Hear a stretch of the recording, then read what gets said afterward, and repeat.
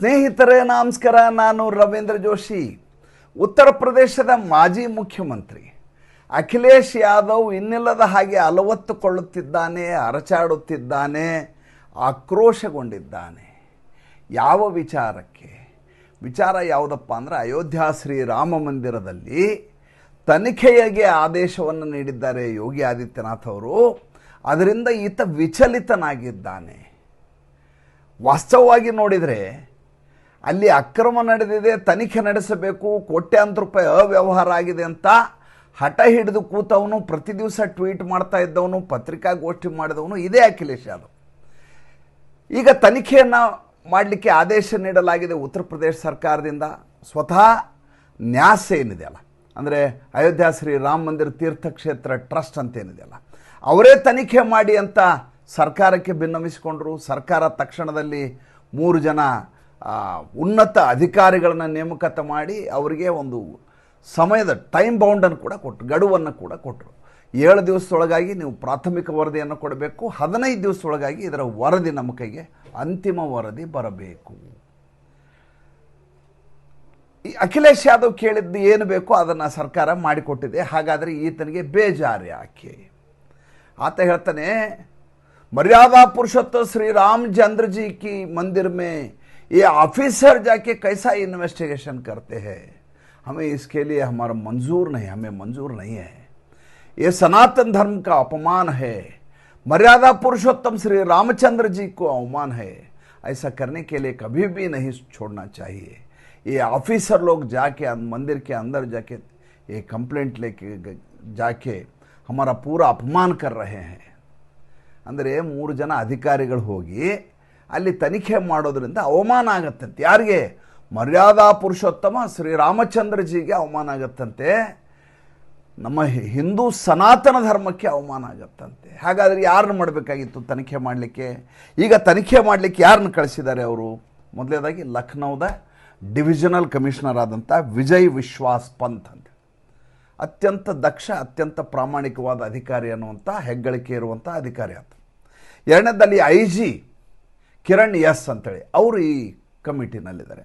ಮೂರನೇದ್ದು financial special secretary Neel Ratan ಅಂತ. 3 ಉನ್ನತ ಅಧಿಕಾರಿಗಳನ್ನು ಇದಕ್ಕೆ ನೇಮಕಾತಿ ಮಾಡಲಾಗಿದೆ. ಅದನ್ನು ಬಿಟ್ಟು ಅಖಿಲೇಶ್ ಯಾದವ್ಗೆ ಏನಾದರೂ, ಅಥವಾ ಇವರ ಚಿಕ್ಕಪ್ಪನಾದಂಥ ಶಿವಪಾಲ್ ಯಾದವ್ಗೆ, ಅಥವಾ ಈತನ ಪತ್ನಿ ಆದ ಡಿಂಪಲ್ ಯಾದವ್ಗೆ, ಇವ್ರಿಗೆ ಯಾರಾದರೂ ನೇಮಕಾತಿ ಮಾಡಬೇಕಾಗಿತ್ತಾ ತನಿಖೆ ಮಾಡಲಿಕ್ಕೆ? ತನಿಖೆ ಆಗಲಿ ಅಂತ ಕೇಳಿದ್ದು ನೀನೇ ತಾನೆ. ಯಾಕೆ ಹೀಗೆ ಹೇಳ್ತಾ ಇದ್ದಾನೆ ಈತ? ಯಾಕೆ ಹೀಗೆ ಹೇಳ್ತಾ ಇದ್ದಾನೆ ಅಂದರೆ, ಅಲ್ಲಿ ಅಕ್ರಮ ಆಗಿರೋದು ಸಾಬೀತಾಗಿದೆ. ಅದನ್ನು ನೋಡಿ ಈತ ಸಂತಸ ಪಡಬೇಕಾಗಿತ್ತು. ನೋಡಿ, ನಾನು ಹೇಳಿದೆ ದೇವಸ್ಥಾನದಲ್ಲಿ ಈ ರೀತಿಯಾದಂಥ ಅಕ್ರಮಗಳು ನಡೆದಿದ್ದಾವೆ, ಹಣಕಾಸಿನ ಅವ್ಯವಹಾರಗಳು ನಡೆದಿದ್ದಾವೆ, ನನ್ನ ಮಾತು ನಿಜ, ನೀವು ಇದನ್ನು ಗಮನಿಸಲೇ ಇಲ್ಲ ಅಂತ ಹೇಳಬೇಕಾಗಿತ್ತು. ಆದರೆ ಸಿಕ್ಕಾಕ್ಕೊಂಡು ಬಿದ್ದವರು ಯಾರು? ಸಿಕ್ಕಾಕ್ಕೊಂಡು ಬಿದ್ದವರು ಅಗೇನ್ ಸಮಾಜವಾದಿ ಪಾರ್ಟಿಯ ಪದಾಧಿಕಾರಿಗಳು ಸಿಕ್ಕಾಕ್ಕೊಂಡಿದ್ದಾರೆ. ನೋಡಿ ಎಂಥ ಹಗರಣ ಮಾಡಿದ್ದಾರೆ ಅಂದರೆ, ಮೊದಲೇದಾಗಿ ಈತ ಹೇಳಿದಾಗ ನಾನು ಹಿಂದೊಂದು ಸಂಚಿಕೆ ಮಾಡಿದ್ದೀನಿ ಇದ್ರ ಬಗ್ಗೆ. ನಾನು ಅವಾಗ ಹೇಳಿದೆ, ಇವರಿಗೆ ಹಿಂದೂ ಧರ್ಮದ ಮೇಲೆ ಇನ್ನಿಲ್ಲದ ಹಾಗೆ ಒಂದು ರೀತಿಯ ದ್ವೇಷ, ತಾಮಸ, ರೋಷ. ಅದಕ್ಕೆ ಇವರು ಹೇಗಾದರೂ ಮಾಡಿ ಕೆಸರು ಚೆಲ್ಲಬೇಕು. ನಿಮ್ಮ ದೇವಸ್ಥಾನದಲ್ಲಿ ಹಾಗಿದೆ, ನಿಮ್ಮ ದೇವಸ್ಥಾನದಲ್ಲಿ ಹಿಂಗಿದೆ, ನಿಮ್ಮ ದೇವಸ್ಥಾನದ ಆಡಳಿತ ಸರಿ ಇಲ್ಲ, ನಿಮ್ಮ ದೇವಸ್ಥಾನದಲ್ಲಿ ದರ್ಶಕ ವ್ಯವಸ್ಥೆ ಇಲ್ಲ, ಹಿಂಗೆ ನಮ್ಮ ದೇವಸ್ಥಾನದ ಬಗ್ಗೆ ಇನ್ನಿಲ್ಲದ ಹಾಗೆ ಕೀಳಾದಂಥ ಮಾತುಗಳನ್ನ ಆಡುವಂಥದ್ದು ಇವರ ಅಭಿರುಚಿ ಇವ್ರದ್ದು. ಹೀಗಾಗಿ ಈತ ಆರೋಪ ಮಾಡ್ತಾ ಇದ್ದೀನಿ ಅಂತ ನಾನು ಭಾವಿಸಿದ್ದು. ಒಂದನೇದ್ದು. ಎರಡನೇದ್ದು, ಅಲ್ಲಿ ಅಯೋಧ್ಯೆಯ MP ಇದಲ್ಲ, ಮಾಜಿ MP, ಆತ ಹೇಳಿದ ಮಾತು. ಆತ ಏನು ಹೇಳಿದ್ದ ಅಂತಂದರೆ, ನನಗೆ ಯಾರೋ ಗಲ್ಲಿಯಲ್ಲಿ ಮಾತಾಡಿದ ಮಾತನ್ನು ಕೇಳಿ ನಾ ಹೇಳಿದ್ದು ವಾಯ್ಸ್ ಆಫ್ ಇಂಡಿಯಾ ಅನ್ನುವಂಥ ಚಾನಲ್ನಲ್ಲಿ ಆತನ ಆಡಿಯೋ ಪ್ರಚುರಗೊಂಡಿದೆ. ನನಗೆ ಅದ್ರ ಬಗ್ಗೆ ನನ್ನ ಹತ್ರ ಯಾವುದೇ ರೀತಿಯಾದಂಥ ದಾಖಲಾತಿಗಳಿಲ್ಲ ಅಂತ ಆತ ಹೇಳಿದ್ದ. ಅಲ್ಲಿಗೆ ಅಖಿಲೇಶ್ ಯಾದವ್ ಚುನಾವಣೆ ಹತ್ತಿರ ಬಂದಿದ್ದರಿಂದ ಹಿಂದೂ ಧರ್ಮದ ನಮ್ಮ ಕ್ಷೇತ್ರದ ಬಗ್ಗೆ ಗೊಂದಲವನ್ನುಂಟು ಮಾಡುವ, ನಿಮ್ಮಲ್ಲಿ ವ್ಯವಸ್ಥೆ ಸರಿಯಿಲ್ಲ ಅಂತ ಹೇಳುವಂಥ ಒಂದು ಈತನ ಪ್ರೊಪಗ್ಯಾಂಡ ಇದು ಅಂತ ಮಾಡಿದ್ದೆ. ಆದರೆ ಇದಕ್ಕೆ ಕಂಪ್ಲೇಂಟ್ ಕೊಟ್ಟ ವ್ಯಕ್ತಿಯ ಹೆಸರು ಮಾಜಿ ಅಕೌಂಟೆಂಟ್ ಆದಂಥ ಮಹಿಪಾಲ್ ಸಿಂಗ್ ಅಂತೇಳಿ. ಈತ ನೌಕರಿಯಿಂದ ಹೊರಗಡೆ ಬರ್ತಾನೆ. ಬಂದ ಮೇಲೆ ಆತ ಹೇಳ್ತಾನೆ, 7 ಕೋಟಿ ರೂಪಾಯಿ ಅವ್ಯವಹಾರ ಆಗಿದೆ, ಇದ್ರ ಕುರಿತಾಗಿ ತನಿಖೆ ನಡೆಸಿ. ಇಲ್ಲಿ ಬರುವಂಥ ದುಡ್ಡು ಹೇಗೆ ಬರ್ತದೆ? ಮೊದಲನೇದಾಗಿ ಅಲ್ಲಿ ಹುಂಡಿಗಳಿದ್ದಾವೆ, ಹುಂಡಿಗೆ ದುಡ್ಡು ಹಾಕ್ತಾರೆ, ಮೇಲ್ಗಡೆನೂ ಇದೆ, ಕೆಳಗಡೆನೂ ಇದೆ, ನೀವು ದೇವಸ್ಥಾನಕ್ಕೆ ಹೋದರೆ ನೋಡಿರ್ಬೋದು. ಎರಡನೇದ್ದು, ಅಲ್ಲಿ QR ಕೋಡ್ ಹಾಕಲಾಗಿದೆ. QR ಕೋಡ್ನಾಗೆ ನೀವು ಸ್ಕ್ಯಾನ್ ಮಾಡಿ ದುಡ್ಡನ್ನು ಹಾಕ್ಬೋದು. ಅದನ್ನು ಬಿಟ್ಟರೆ ನಗನಾಣ್ಯಗಳನ್ನು ಕೊಡಲಿಕ್ಕೆ ಒಂದು ರಸೀದಿ ಕೊಡುವಂಥ ಒಂದು ವಿಭಾಗವನ್ನು ಮಾಡಿದರೆ ಅಲ್ಲಿ ಹೋಗಿ ಯಾರ್ಯಾರು ಹರಕೆ ತೀರಿಸೋರು ಹರಕೆ ತೀರಿಸ್ಬೋದು. ಬೇರೆ ಬೇರೆಯವರು ಬೇರೆ ಬೇರೆ ರೀತಿಯಲ್ಲಿ ವಜ್ರದ ವೈಢೂರ್ಯದಿಂದ ಹಿಡಿದು ಚಿನ್ನದ ಕಿರೀಟದಿಂದ ಹಿಡಿದು ಎಲ್ಲವೂ ರಾಮ ಮಂದಿರ ದೇವಸ್ಥಾನದಲ್ಲಿ ಕೊಡ್ತಾರೆ. ನಮ್ಮಲ್ಲಿ ಆ ಸಂಪ್ರದಾಯ ಮೊದಲಿಂದ ಇದೆ. ನಾವು ಹರಕೆಯನ್ನು ಕಟ್ಕೊಂಡಾಗ ಹರಕೆಯನ್ನು ತೀರಿಸಲಿಕ್ಕೆ ಹೋಗ್ತೀವಿ. ಜೊತೆಗೆ ನಗದು ಕೊಟ್ಟವರಿಗೆ ರಸೀದಿ ಕೊಡುವ ವ್ಯವಸ್ಥೆ ಇದೆ, ಚೆಕ್ ಕೊಟ್ಟವ್ರಿಗೆ ವ್ಯವಸ್ಥೆ ಇದೆ. ಎಲ್ಲವನ್ನ ಅತ್ಯಂತ ಏನು ಪದ್ಧತಿಶೀರಾಗಿ ಮಾಡಿದಂಥ ಒಂದು ವ್ಯವಸ್ಥೆ ಅದು. ಅಲ್ಲಿ ಏನಾಗಿದೆ, ಅಲ್ಲಿ ಒಬ್ಬ ಲವಕುಶ್ ಮಿಶ್ರಾ ಅಂತೇಳಿ, ಈ ಲವಕುಶ್ ಮಿಶ್ರಾಗೆ 18,000 ರೂಪಾಯಿ ಸಂಬಳ. ಈತ ದುಡ್ಡು ಎಣಿಸೋ ಸೆಕ್ಷನ್ನಲ್ಲಿ ಇದ್ದ. ಇವನೇನು ಮಾಡ್ತಾನೆ, ಸುಮಾರು ಈತನ ಮನೆ ಮೇಲೆ ರೇಡ್ ಮಾಡಿದ್ರಿ 3 ಜನ ಸೇರಿ ಪೊಲೀಸ್ ಕರ್ಕೊಂಡೋಗಿ. ಈತನ ಮೇಲೆ ದೊಡ್ಡದಾದಂಥ ಅನುಮಾನ ಇತ್ತು, ಸಂದೇಹ ಇತ್ತು ಅಂತ ಹೋಗಿ ನೋಡಿದರೆ ಮನೆಯಲ್ಲಿ 12 ಲಕ್ಷ ರೂಪಾಯಿ ಹಾರ್ಡ್ ಕ್ಯಾಶ್ ಸಿಕ್ಕಿದೆ, 16 ಕೋಟಿ ರೂಪಾಯಿಗಳ ಆಸ್ತಿಯನ್ನು ಈತ ಮಾಡಿದ್ದಾನೆ. 18,000 ರೂಪಾಯಿ ಸಂಬಳ, ಮನೆಯಲ್ಲಿ ದುಡಿಯೋರು ಯಾರೂ ಇಲ್ಲ, ಈತ ಕೋಟ್ಯಾಂತರ ರೂಪಾಯಿ ಆಸ್ತಿ ಹೆಂಗೆ ಮಾಡ್ದ, ಮನೆಯಲ್ಲಿ 12 ಲಕ್ಷ ರೂಪಾಯಿ ಕ್ಯಾಶ್ ಹೆಂಗೆ ಸಿಕ್ತು, ಇದು ಈಗ ಚರ್ಚೆ ಆಗ್ತಾ ಇರೋ ವಿಚಾರ. ಇದರ ಕುರಿತಾಗಿ ತನಿಖೆ ನಡೀತಾ ಇದೆ. ಇನ್ನೊಬ್ಬ ರಾಮಶಂಕರ್ ಯಾದವ್ ಅಂತೇಳಿ, ಈ ರಾಮಶಂಕರ್ ಯಾದವ್ ಈ QR ಕೋಡು, ರಸೀದಿ, ಆಮೇಲೆ ಈ ಚೆಕ್ಗಳಿಗೆ ಚೆಕ್ಗಳನ್ನು ಕಲೆಕ್ಟ್ ಮಾಡೋದು, ಬ್ಯಾಂಕಿಗೆ ಸಬ್ಮಿಷನ್ ಮಾಡಿಸೋದು, ಈ ಕೆಲಸ ಮಾಡ್ತಾಯಿದ್ದ. ಈತ ಲೆಕ್ಕಾಚಾರ ಇಲ್ಲದಷ್ಟು ಕೋಟ್ಯಾಂತರ ರೂಪಾಯಿ ಆಸ್ತಿಯನ್ನು ಈತ ಹೊಂದಿದ್ದಾನೆ. ಈತನಿಗೂ ಏನೂ ಬ್ಯಾಕ್ಗ್ರೌಂಡ್ ಇರಲಿಲ್ಲ. ಈ ರಾಮಶಂಕರ್ ಯಾದವ್ ಆಗ ಈ ಸಮಾಜವಾದಿ ಪಾರ್ಟಿಯಲ್ಲಿ ಅತ್ಯಂತ ಉನ್ನತ ಹುದ್ದೆಯಲ್ಲಿದ್ದಂಥ ವ್ಯಕ್ತಿ, ಪದಾಧಿಕಾರಿಯಾಗಿದ್ದವನು.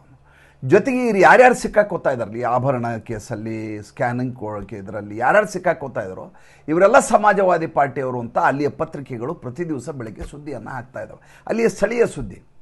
ಈಗ ಉತ್ತರ ಪ್ರದೇಶದ ಪತ್ರಿಕೆಗಳಿದಾವಲ್ಲ, ಅಲ್ಲಿ ಅಯೋಧ್ಯ ರಾಮ ಮಂದಿರದಲ್ಲಿ ತನಿಖೆ ಆಗುತ್ತೆ ಅಂದ ತಕ್ಷಣ ಬೆಳಗಿನ ಸಂಜೆವರೆಗೂ ಅದ್ರ ಬಗ್ಗೆ ಏನೇನು ಮಾಹಿತಿ ಬರುತ್ತೆ ಒಂದೊಂದಾಗಿ ಪ್ರಕಟಿಸ್ತಾ ಹೋಗ್ತಾರೆ. ಮಾಡಿದಾಗ ಈತ ಯಾರು ಅಂತ ಹಾಕಿದಾಗ ಕೆಳಗಡೆ ಈತ ಸಮಾಜವಾದಿ ಪಾರ್ಟಿಯವನು, ಈ ರೀತಿ ಮಾಡಿದ್ದಾನೆ, ಇಂಥ ಅಕ್ರಮ ಮಾಡಿದ್ದಾನೆ ಅಂತ ಕೆಳಗೆ ಹಾಕ್ತಾ ಹೋಗ್ತಾರೆ. ಯಾವಾಗ ಸಮಾಜವಾದಿ ಪಾರ್ಟಿಯವರೇ ಈ ರೀತಿ ಲೂಟಿ ಮಾಡಿದ್ದಾರೆ, ಹೆಂಗೆ ಲೂಟಿ ಮಾಡಿದರು?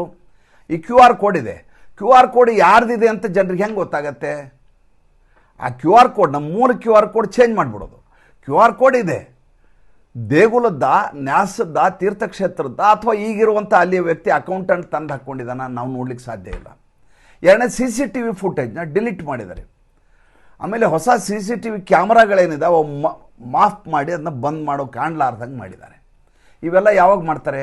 ಅವ್ಯವಹಾರ ಮಾಡುವ ಸಂದರ್ಭದಲ್ಲಿ ಇದನ್ನೆಲ್ಲ ಮಾಡುವಂಥ ನಿರಂತರವಾದಂಥ ಈ ರೀತಿ ಮೋಡಸ್ ಆಪರೆಂಡಿ ಸಿದ್ಧ ಆಗಿರ್ತವೆ.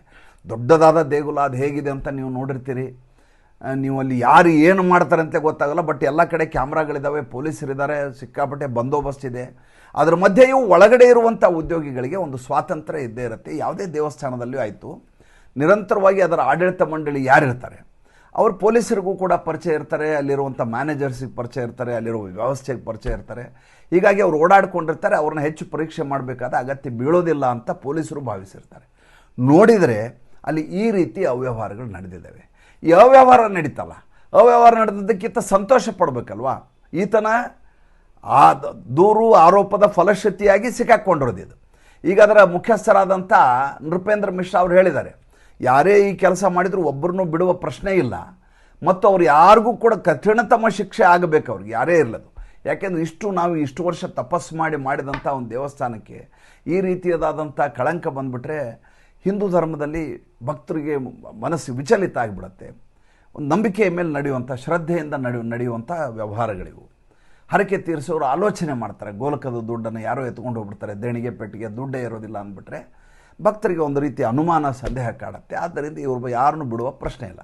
ಯೋಗಿ ಆದಿತ್ಯನಾಥ್ ಸ್ಪಷ್ಟವಾಗಿ ಹೇಳಿದ್ದಾರೆ, 7 ದಿವಸ ಒಳಗೆ ಪ್ರಥಮ ಮಾಹಿತಿ ವರದಿ, 15 ದಿವಸ ಅಂತಿಮ ವರದಿ ಬಂದ ಮೇಲೆ ಇವ್ರ ಕತೆ ಏನಾಗುತ್ತೆ ಇವ್ರನ್ನೆಲ್ಲ ಕಸ್ಟಡಿ ತೆಗೆದುಕೊಳ್ಳಲಾಗಿದೆ. ಒಬ್ಬರಲ್ಲ ಇಬ್ಬರಲ್ಲ 9 ಜನರನ್ನು ತೊಗೊಂಡಿದ್ದಾರೆ. 9 ಜನರು ಕೂಡ ಪ್ರಾಯಶಃ ಎಲ್ಲರೂ ಸಮಾಜವಾದಿ. ಅದಕ್ಕೆ ಈಗ ಈತನಿಗೆ ಹಿಂದೂ ಧರ್ಮ ನೆನಪಾಗಿದೆ, ಈಗ ಈತನಿಗೆ ಸನಾತನ ಧರ್ಮಕ್ಕೆ ಅವಮಾನ ಆಗ್ತಾ ಇದೆ, ಇದು ಆಫೀಸರ್ಗಳನ್ನ ಬಿಡಲಾಗಿದೆ ಅಂತ ಈತ ಅಲವತ್ಕೊಳ್ಳಿಕ್ಕೆ ಶುರು ಮಾಡಿದ್ದಾನೆ. ನೋಡಿ, ಎಲ್ಲಿಯಾದರೂ ತನ್ನ ಪಕ್ಷದವರು ಸಿಗಾಕೊಂಡಿದ್ದಾರೆ ಅನ್ನುವಂಥ ಕಾರಣಕ್ಕೋಸ್ಕರ ಈ ರೀತಿ ತನ್ನ ಮಾತನ್ನ ಪ್ಲೇಟನ್ನೇ ಬದಲಿಸೋದು ಎಲ್ಲಾದರೂ ಕೇಳಿದ್ದೀರಾ? ನಿನ್ನೆ ಬೆಳಗ್ಗೆ ಒಂದು ಸ್ಟೇಟ್ಮೆಂಟ್ ಕೊಡಿದೆ. ಏನಪ್ಪ, ಈಗ ಅಸಾದುದ್ದೀನ್ ಓವೈಸಿ 403 ಕ್ಷೇತ್ರಗಳಲ್ಲಿಯೂ ಚುನಾವಣೆಗೆ ನಿಲ್ಲಿಸ್ತಾರಂತಲ್ಲ, ಇದ್ರ ಬಗ್ಗೆ ಏನು ಹೇಳ್ತೀಯ ಅಂತ ಮಾಧ್ಯಮದವರು ಈತನ ಕೇಳಿದರು. ಈತ ಹೇಳ್ತಾನೆ ಭಾಳ ಒಳ್ಳೇದಾಯ್ತಲ್ಲ. ನಾನು 403 ಕ್ಷೇತ್ರಗಳಿಗೆ ಅಭ್ಯರ್ಥಿಗಳನ್ನ ಹಾಕ್ತಾ ಇದ್ದೇನೆ ಸಮಾಜವಾದಿ ಪಾರ್ಟಿಯಿಂದ. ಅಸಾದುದ್ದೀನ್ ಓವೈಸಿ ಅವರು 403 ಸದಸ್ಯರನ್ನು ಅಭ್ಯರ್ಥಿಗಳನ್ನ ಕ್ಯಾಂಡಿಡೇಟ್ ಮಾಡ್ತಾ ಇದ್ದಾರೆ. ಭಾರತೀಯ ಜನತಾ ಪಾರ್ಟಿ ಸೋಲಿಸೋದು ಸುಲಭ ಆಯ್ತಲ್ಲ ಅಂತ ಹಾರಿಕೆಯ ಉತ್ತರವನ್ನು ಕೊಟ್ಟ.